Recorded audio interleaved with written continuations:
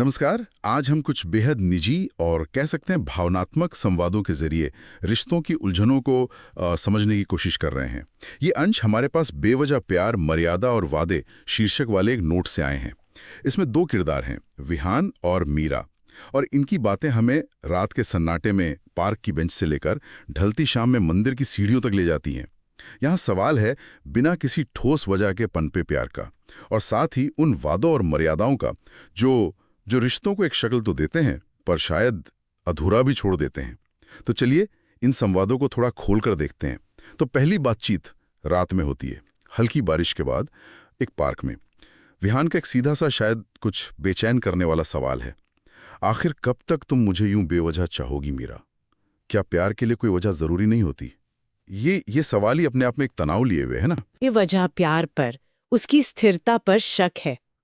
उसे शायद एक वजह चाहिए। लेकिन मीरा का जवाब वो उतना ही गहरा और स्थिर है। वो कहती है उसे प्यार करने के लिए वजह की जरूरत नहीं। न तब थी जब पहली बार देखा था, न अब है जब खोने का डर सामने है। उसकी नजर में प्यार इन वजहों के हिसाब किताब से मतलब कहीं आगे की चीज है। एक तरह का आदर्शवाद कह सकते हैं। हाँ बिल्कुल, जहाँ भावना तर्क पर हावी है। पर क्या यह आदर्शवाद रिश्ते की जमीनी हकीकत से टकराता नहीं?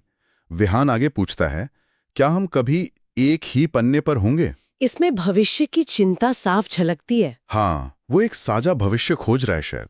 और मीरा का जवाब, शायद नहीं, पर मैं हर रोज वो पन्ना पढ़ती हूँ जिसमें सिर्फ तुम्हारा नाम लिखा है। ये उम्मीद और उदासी का एक अजीब सा मेल है। हाँ, मतलब ये सिर्फ समर्पण है या एक तरह से हार मान लेना कि हकीकत शायद यही है। ये दिलचस्प नुक्ता है। देखिए, उसका रोज उस पन्ने को पढ़ना, वो उसकी गहरी भावना तो दिखाता है, लेकिन ये एक तरह की निष्क्रियता का भी संकेत हो सकता है।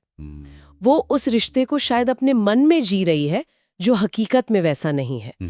एक ही पन्ने पर ना होना ये साफ दिखाता है कि भावनाओं की गहराई के बावजूद शायद उनके जीवन की दिशाएं या प्राथमिकताएं अलग हैं। और विहान का सवाल बताता है कि उसे शायद प्यार के साथ साथ एक साझा रास्ते की, एक वजह की भी तलाश है। सही बात है, उसे सिर्फ एहसास नहीं, शायद एक मंजिल भी चाहिए। अच्छा, और फिर कहानी आगे बढ़ती है, माहौल बदलता है, हम मंदिर की सीढ़ियों पर पहुंचते हैं।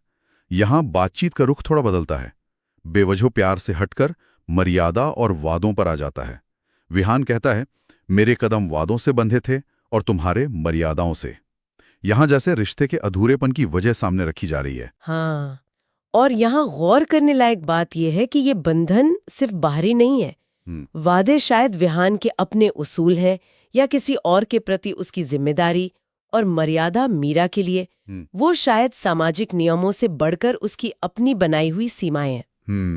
और विहान का अफसोस, काश एक बार तुमने वो मर्यादा तोड़ी होती या मैंने अपने वादे। ये सिर्फ छोटे मौके का दुख नहीं है, ये इस एहसास का भी दुख है कि कैसे उन्होंने खुद ही बाहरी या अंदरूनी दबावों को अपने रिश्ते पर हावी होने दिया। लेकिन मीरा का नजरिया अलग है। वो कहती है कि अगर वो ऐसा करते तो दुनिया की नजर में गलत हो जाते। ये सही और गलत की परिभाषा, ये कितनी मायने रखती है जब दिल अधूरा महसूस कर रहा हो? हाँ, क्या सामाजिक मान्यता व्यक्तिगत खुशी से ज्यादा जरूरी हो जाती है? यही तो इस बातचीत का केंद्रीय संघर्ष है।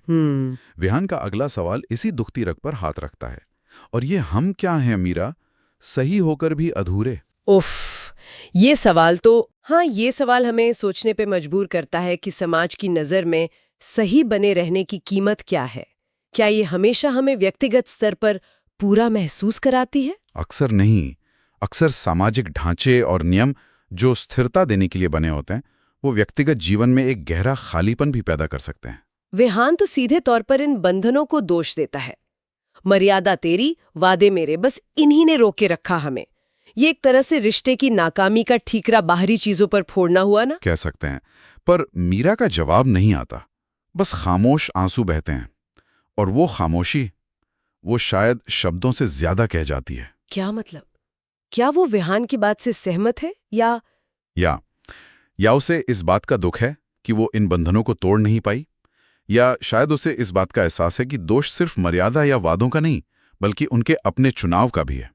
कौन जाने, ये खामोशी इस अधूरेपन पर एक मोहर जैसी लगती है।